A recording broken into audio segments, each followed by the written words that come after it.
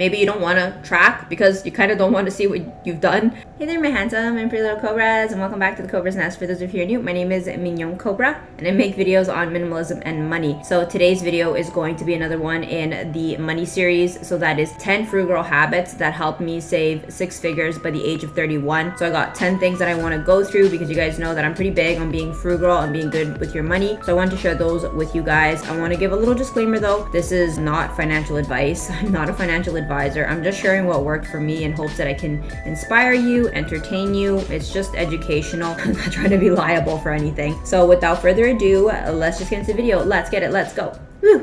Okay, so coming in at number 1, not spending more than I made. So I made it a really big point to make sure that I never spent more than I made. I know that sounds like super obvious, and this might actually be pretty obvious to my audience because you guys are mostly like minimalists. So maybe you guys are not bad with money, but I see in the overall general population, this is not always the case. I saw that a lot of people would spend more than they made and they'd go into the red with consumer debt and all that good stuff. And I just was like, I'm not judging other people, but when I thought about it, I was like, I just don't want that for myself. And so I always made sure that like if I couldn't afford it, it wasn't a no, it was just a not right now. And I tried my best to practice delayed gratification and using the framework of like, it's not a no, it's just a not right now. So I never felt deprived. I could wait a couple years to get something because, okay, when I bought it, I'd be in like a much better financial situation instead of like, I need to have it now. And then I would be like sad and frustrated with like money. And I think the thing that's like really helped me in terms of like saving money was like the experience that I had with like having to pay off my student loans. I saw that the delayed gratification really did pay off because I saw that I was able to like save and put together like a good portion of the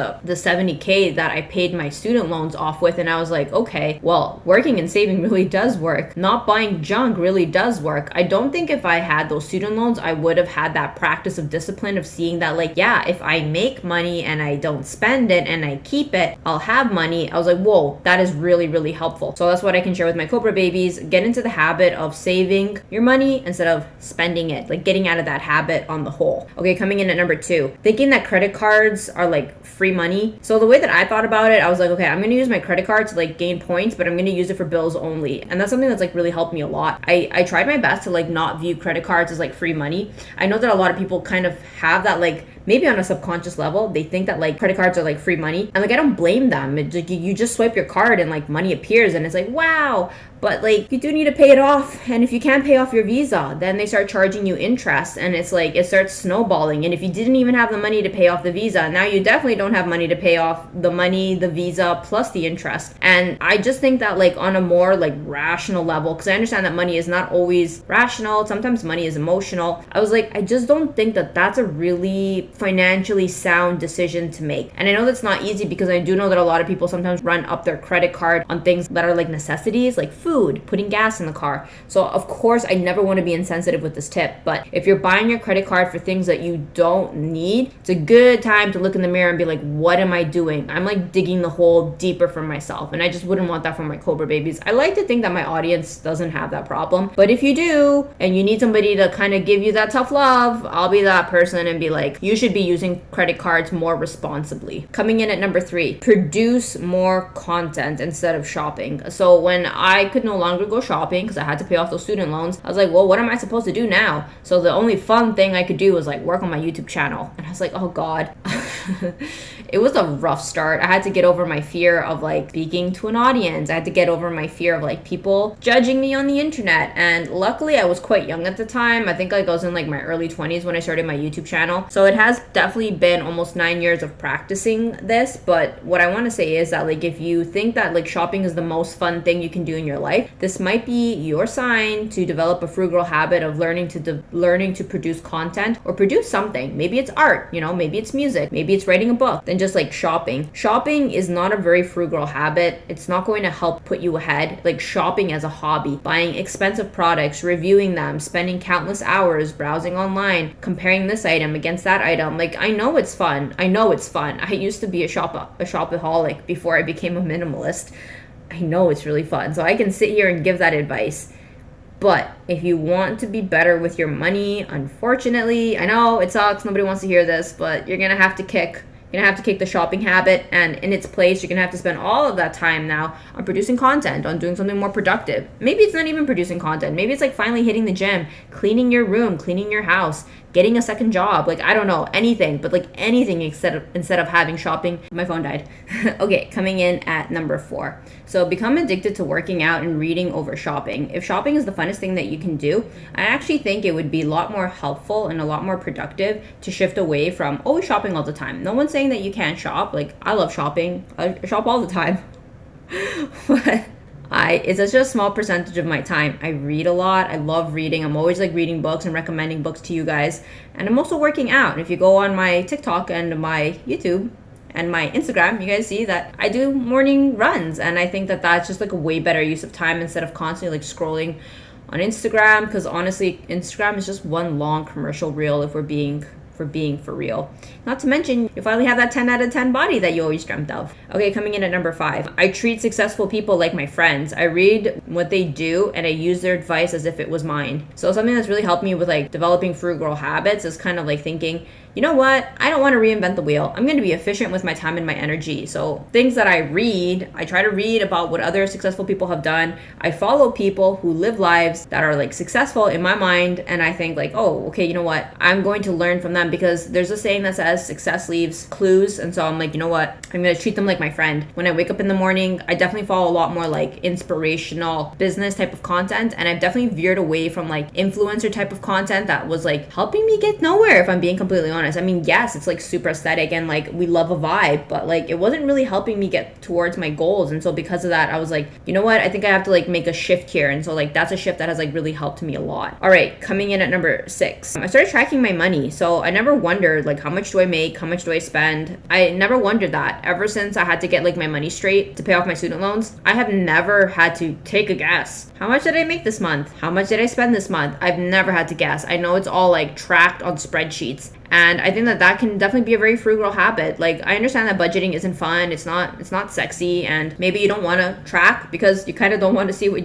you've done. But I think at the end of the day, like, it's really hard to make progress with something if you don't even know how to track the progress. You can't even look at it. Like, you have, like, no clue. Like, you have no idea. Like, how much are your bills? Like, how much is your phone bill? Like, how much is your car payment? How much is your mortgage? How much did you make this month? How much do you owe in taxes? Like, these money conversations will not answer themselves if you don't go and take a look. And obviously, I think that most of my Cobra babies are probably financially savvy. You guys are minimalists, and minimalists tend to be like a little bit better with their money, but we're all like learning, and there's always like room for improvement. So that's something that I could also recommend, is that like track it, because it's really hard to know where you're at if you don't even know what's going on. Coming in at number 7, I was disciplined. So that's a really frugal habit that is easier said than done. It's like so easy. It's so easy for me to sit here and be like, yeah, be disciplined, but it's not easy. But luckily, frugality and discipline is a muscle. It's like a muscle. The more you practice it, the more disciplined, the better you get at it. And discipline is just kind of this idea, or at least the way that I understand it, is like, can you continue doing the boring thing when like nobody is clapping for you, when the only person clapping is you? And examples of things that require discipline are those things, like being disciplined with your money. Like, no one's gonna clap for you that you filed your taxes. Only you will clap. Like, at least you don't have to deal with the CRA anymore. Going to the gym, no one will clap for you except you. Only you will see the benefit in the mirror. So I think that becoming disciplined is just kind of understanding that the person who reaps the biggest benefit out of your discipline journey, your frugality journey, is you, and use that as motivation and get your butt into action, because it's like all the goodies that await at the end of the line, they're for you, they're for your own benefit.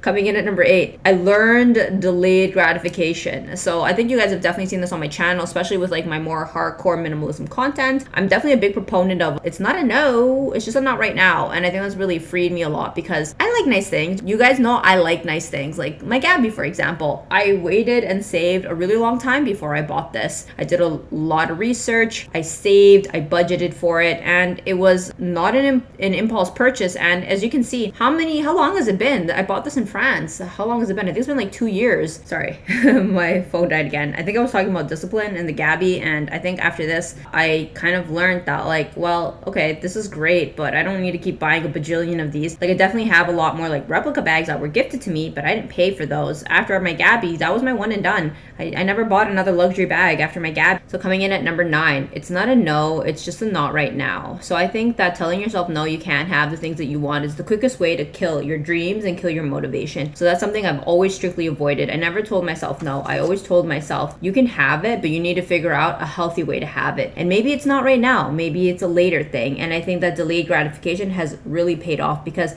I have gotten the things that I wanted and I'm a lot happier with them. I think that if I had bought them or got them when I wanted to, I don't think I'd have the maturity or the financial foundation to have like really appreciated and enjoyed it. So I think it's really important to understand that like it's like not a no, it's just like a not right now, and like that's okay, and use that motivation for the things that you do want to bring you closer to the things that you do want. And then the last thing is the 10th tip. The most frugal thing that I did was I was like, well, I'm gonna have to learn a little bit about money, and I also ended up learning about stocks. And I think a lot of my subscribers have messaged me that they're not interested in learning about stocks, which I can totally respect, but that wasn't my journey. That wasn't part of my frugal journey. I was like, once I discovered that stocks is essentially like printing money, I was like, you know what, I'm gonna die on this hill. I think learning about stocks is important. No one's saying that you need to only learn about stocks in order to be good with money, but I just think that I really wouldn't be here today financially if it wasn't for learning about stocks. Warren Buffett had a great saying, if you don't figure out a way to like make money while you sleep, you will be poor forever. And that really like was a big wake up call for me. And I was like, well, being frugal is great, but I think I need to learn on the other side what I could do with this. So that's something I could really recommend to my Cobra babies, learn about stocks. I do have some videos, either I publish them or they're coming, but you don't have to like listen to me.